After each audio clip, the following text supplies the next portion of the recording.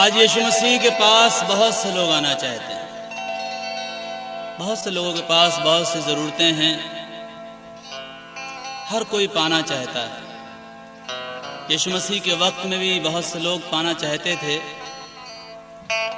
बहुत लोग बिना मांगे पा गए, लेकिन बहुत लोगों ने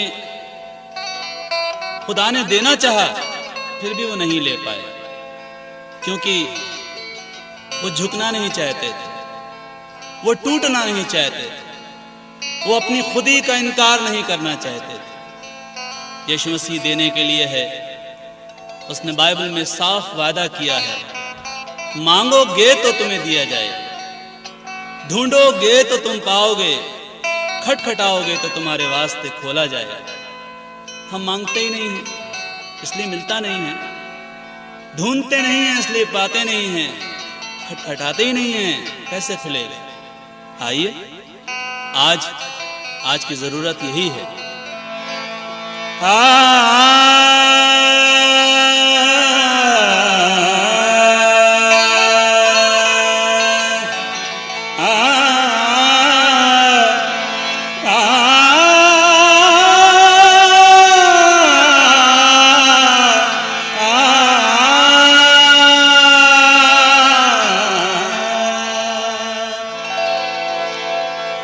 बुलाते हैं सभी को, जाने वाला चाहिए। बरकत वो लुटा रहे हैं, पाने वाला चाहिए। यीशु के दरबार में, यीशु के दरबार में सर झुका कर जाइए। यीशु के दरबार में सर झुका कर जाइए। यीशु के दरबार में सर झुका कर जाइए। यीशु के दरबार में सर झुका कर जाइए। यीशु के दरबार में। देखिए, यीशु मसीह कहीं और जा रहे हैं, किसी और को चंगाई देनी है।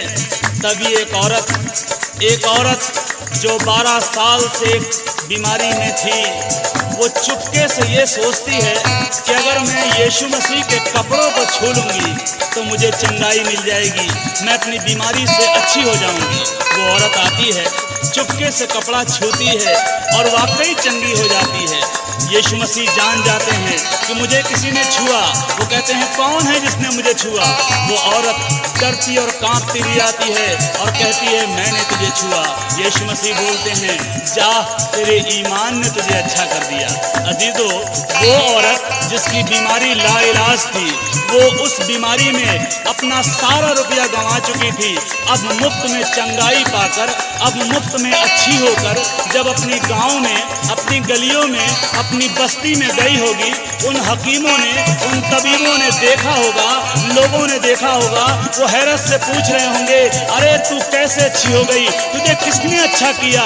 वो यही नहीं कह रही होगी, वो यही कह रही होगी, यीशु के दरबार में सर झुका कर जाइए। यीशु के दरबार में सर झुका कर जाइए। यीशु के दरबार में सर झुका कर जाइए। यीशु के दरबार। एक बार एक और औरत ऐन ज़िना के वक्त पकड़ी गई। समाज के बड़े बड़े धर्म के ठेकेदारों ने उस पर तोहमत लगाई और यीशु मसीह की आजमाइश करने लगे और पूछने लगे, हे उस्ताद, हमारी शरीयत में लिखा है ऐसी औरत को तो पत्थरों से मारना चाहिए, बता हम क्या करें? यीशु मसीह ने कुछ नहीं कहा, बल्कि जमीन पर बैठकर लिखने लगे और कहा, तुम में से जो भी बेगुनाह हो वो पहला पत्थर मारे। एक एक करके सारे चले गए, किसी ने भी पत्थर नहीं मारा। मारा, यीशु मसीह अकेला रह गया। उसने औरत से कहा, किसी ने तुझे सजा नहीं दी, जा मैं भी नहीं देता। वो औरत जब अपनी गलियों में गई होगी, अपने लोगों में गई होगी, अपने मोहल्ले में गई होगी, अपने अजीजों में गई होगी, वो लोगों से जब कह रही होगी, देखो मेरे गुनाह माफ हो गए, लोगों ने कहा होगा, तूने क्या करा, तू कैसे गई? उसने कहा, जाओ तुम भी जाओ, लेकिन ऐसे यीशु के दरबार में सर झुका कर जाइए, यीशु के दरबार में सर झुका कर जाइए, यीशु के दरबार। एक फरीसी के घर में दावत थी। यीशु मसीह बैठे हुए थे, उसके चेले बैठे हुए थे। अचानक एक औरत, जो एक गली की नहीं, एक कॉलोनी की नहीं, बल्कि पूरे शहर की बदनाम औरत थी, वो अंदर आई। उसे किसी ने नहीं बुलाया था, वो किसी से कुछ नहीं बोली, वो घर के मालिक से कुछ नहीं बोली, वो लोगों से कुछ नहीं बोली, वो यीशु मसीह से भी कुछ नहीं बोली। चुपचाप आई, यीशु मसीह के पैरों के पास बैठ गई, अपने आंसुओं से उसके पैर भिगोने लगी, अपने बालों से उसके पैर पोंछने लगी। उस औरत से यीशु मसीह ने कहा, जा तेरे गुनाह माफ हुए। घर के मालिक ने यीशु मसीह के ऊपर शक किया। उसने मन ही मन सोचा, अगर ये आदमी रास्तबाज होता तो पहचान जाता कि ये औरत कौन है जो इसे छू रही है। यीशु मसीह जो मन की बातों का जांचने वाला है, उसने उससे कहा, मुझे तुझसे एक बात कहनी है, कौन ज्यादा मोहब्बत करेगा, वो जिसका कम किया गया वो या जिसका ज्यादा माफ किया गया? वो बोला, जिसका ज्यादा माफ किया गया। इसलिए यीशु मसीह बोले, मैं तेरे घर में आया, तूने मुझे पांव धोने के लिए पानी नहीं दिया, लेकिन इस औरत ने अपने आंसुओं से मेरे पैरों को धोया है। तूने मेरे गाल पर चूमा नहीं दिया, लेकिन इसने मेरे पैरों को चूमना नहीं छोड़ा है, इसीलिए इसके गुनाह जो ज्यादा थे माफ हुए। मेरे प्यारों, जब वो औरत अपनी गलियों में गई होगी, अपने शहर के बदनामियों में पहुंची होगी, जो लोग उसे देखकर मुकर जाते थे, जो लोग उसे देखकर मुंह छुपा लेते थे, वो लोगों के सामने बड़े हियाव के साथ, बड़े दिलेरी के साथ कहती होगी, आओ देखो उस खुदावंत को जिसने मेरे गुनाहों को माफ कर दिया, तुम्हें भी माफी मिलेगी। लेकिन ऐसे जाना, यीशु के दरबार में, यीशु के दरबार में सर झुका कर जाइए, यीशु के दरबार में सर झुका कर जाइए,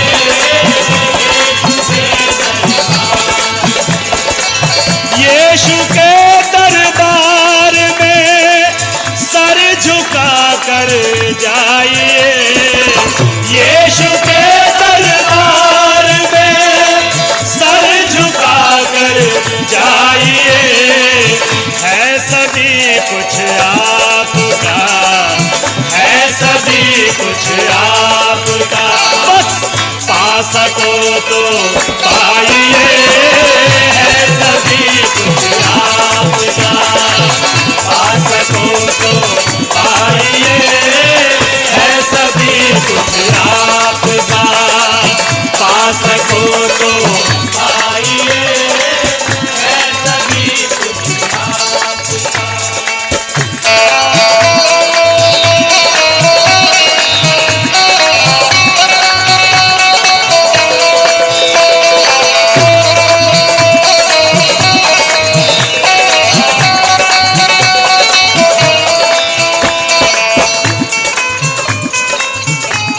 जीवन की रोटी के बारे में बहुत सुना होगा। कहाँ है वो जीवन की रोटी? आसमान पर नहीं है जो चढ़ के लानी पड़े, जमीन के नीचे भी नहीं है कि गहराई तक जाना पड़े। वो जीवन की रोटी जो मसीही हैं उनके घरों में तो है ही है, बल्कि समाज के और लोगों के घरों में भी वो जीवन की रोटी मुफ्त में दी जाती है। लेकिन मैंने और आपने उस जीवन की रोटी की कद्र करना छोड़ दी है। इसीलिए मेरे और आपके बच्चे आज शाहरुख खान को तो जानते हैं कि वो कैसा है, लेकिन मेरे और आपके बच्चे ओबेद को नहीं जानते कि वो कौन था। मेरे और आपके बच्चे अजय देवगन को जानते हैं कि वो कैसा है, लेकिन मेरे और आपके बच्चे ईशे को नहीं जानते, अबशालोम को नहीं जानते, अरे किसी को भी नहीं जानते। मेरे और आपकी लड़कियां आज नाओमी को नहीं जानती, मेरी और आपकी लड़कियां आज ओरपा को नहीं जानती। वो श्रीदेवी को जानती हैं कि वो कौन है, कैसी है। कैसे जानेंगी? क्योंकि ये नाम तो बाइबल के अंदर है और बाइबल जीवन की पुस्तक को मैंने और आपने पढ़ना ही छोड़ दिया। इसीलिए आज हमारे बच्चे उस कलाम को नहीं जानते और उनकी जिंदगियां बर्बादी की तरफ बढ़ रही हैं। आप बाइबल को सजा कर मत दिखालों पर रखो, आप बाइबल को सजा कर मत दिखालों पर रखो। है यही जीवन की रोटी, है यही जीवन की रोटी, खा सको तो खाइए, है यही जीवन की रोटी, खा सको तो खाइए, है यही जीवन की रोटी, खा सको तो खाइए, है यही जीवन। बाइबल कहती है, और जो हुक्म मैं आज तुझको सुनाता हूँ वो तेरे मन में बनी रहे, तू इन्हें अपने बाल बच्चों को समझा कर सिखाया करना। घर में बैठते, राह में चलते, लेटते, उठते इनका बयान किया करना और इन्हें अपने हाथ पर निशान करके बांधना। ये तेरी आंखों के बीच टीके का काम दें और इन्हें अपने घर के भीतर की बाजुओं पर और चौखों पर और किवाड़ों पर लिखना। अरे मेरे प्यारों, मैंने और आपने आज वो सब कुछ छोड़ दिया, इसीलिए आज वो बरकतें जो मेरे और आपके घरों में होनी चाहिए नहीं मिलती। करिए, है यही जीवन की रोटी, है यही जीवन की रोटी, खा सको तो खाइए, है यही जीवन की रोटी, खा सको तो खाइए, है यही।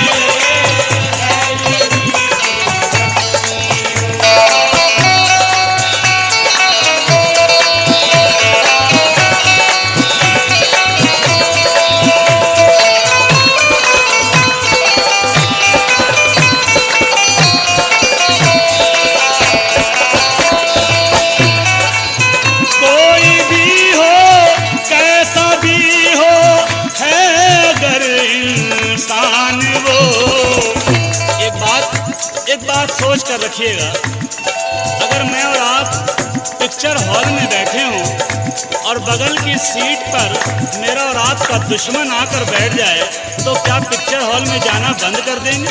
क्या पिक्चर से उठ के चले जाएंगे? अगर कहीं शादी में या पार्टी में खाना खा रहे हो, खाना चल रहा हो और बगल में दुश्मन खाने लगे तो क्या खाना छोड़ देंगे? नहीं। लेकिन जब इबादत की बात आती है, जब मीटिंग की बात आती है तो कहते हैं नहीं, हम माने ही जाएंगे, हमारी उनसे लड़ाई चल रही है, वो हमारी मिशन के नहीं है। अरे अजीजों, लड़ाई क्या होती है, मिशन क्या होती है? खुदा एक है, विश्वास एक है, बपतिस्मा एक है, बेटा एक है और आने वाला भी एक है। कोई भी हो, कैसा भी हो, है अगर इंसान वो, कोई भी हो, कैसा भी हो, है अगर इंसान वो, घर में उसके लेके बाइबल, घर में उसके लेके बाइबल, जा सको तो जाइए, घर में उसके लेके बाइबल, जा सको तो जाइए, घर में उसके बाइबल।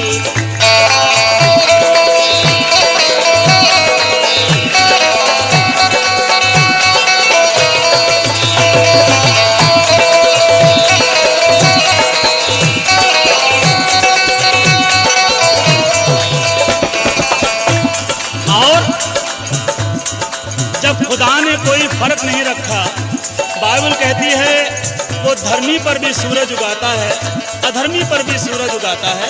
धर्मी के खेत में भी बारिश होती है, अधर्मी के खेत में भी बारिश होती है, जब उसने सबको मौका दिया है। मैं और आप कौन होते हैं भेदभाव करने वाले? मैं और आप कौन हैं जो फर्क करते हैं? वो है हिंदू, वो है मुस्लिम, वो है पापी, वो पवित्र। वो है हिंदू, वो है मुस्लिम, वो है पापी, वो पवित्र। ऐसी बातों की दीवारें, ऐसी बातों की दीवारें ढा सको तो ढाइए, ऐसी बातों की दीवारें ढा सको तो ढाइए, ऐसी बातों की दीवारें ढा सको तो ढाइए, ऐसी बातों की दीवारें।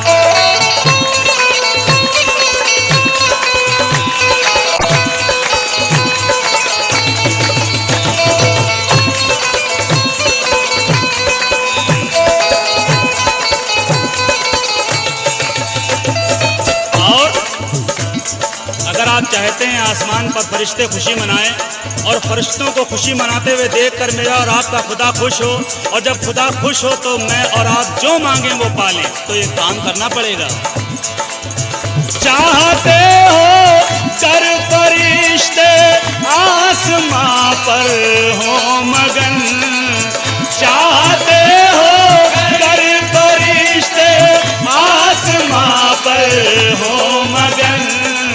आप यीशु में किसी को, आप यीशु में किसी को ला सको तो लाइए, आप यीशु में किसी को ला सको तो लाइए, आप यीशु में किसी को ला सको तो लाइए, आप यीशु में किसी को। अजीजों, मनादी करने की कोई उम्र नहीं हुआ करती, किसी को सीख या किसी को राह बताने के लिए उम्र नहीं हुआ करती। नामान कोढ़ी को, जो अराम की सेना का सेनापति था, जो ताकतवर था, जो बहुत शूरवीर था, लेकिन उसको कोढ़ था। उसको किसने सलाह दी? किसने सलाह दी कि काश मेरा स्वामी शोमरोन के भविष्यद्वक्ता के पास होता, वो इसके कोढ़ को ठीक कर देता। अराम के सेनापति को ये बात लग गई। उसने अपने राजा बेन-हदद से चिट्ठी लिखवाई इजराइल के राजा योराम के नाम, और जब राजा योराम को वो चिट्ठी मिली, उसने अपने कपड़ों को फाड़ा, अपने सर पर टाट रखा और उपवास करने बैठ गया, ये कहकर निसंदेह ये योराम के ये जो है अराम के राजा ने लड़ाई का बहाना ढूंढा है, मैं क्या खुदा हूँ जो इसके कोढ़ को ठीक करूँ। तब खुदा के दास ने राजा से कहलवाया, अपने टाट को उतार, अपने उपवास को तोड़ और उसको मेरे पास भेज। जब अराम का सेनापति नामान उसके दरवाजे पर पहुंचा, तब उसने कहा, जा यर्दन में 7 डुबकी मार ले, तेरा कोढ़ ठीक हो जाएगा। और जब उसने अपने यर्दन में जाकर 7 डुबकी मारी, 7वीं डुबकी के बाद उसका जिस्म बच्चे की तरह कोमल हो गया। अरे उसका कोढ़ जाता रहा। मेरे अजीजों, जब वो एक छोटी सी लड़की, वो एक छोटी सी बंधुआ लड़की, वो एक कैदी लड़की एक सेनापति को राह दिखा सकती है, अरे दावे के साथ कह सकती है, मेरे खुदा के पास जाओ, तुम्हारा कोढ़ ठीक हो जाएगा। मैं और आप क्या एक छोटी सी बच्ची से गए गुजरे हैं? क्या उस गुलाम लड़की से गए गुजरे हैं? ऐसी बात नहीं है। आज से ही कोशिश करिए, कहिए लोगों से, आप यीशु में किसी को, आप यीशु में किसी को ला सको तो लाइए,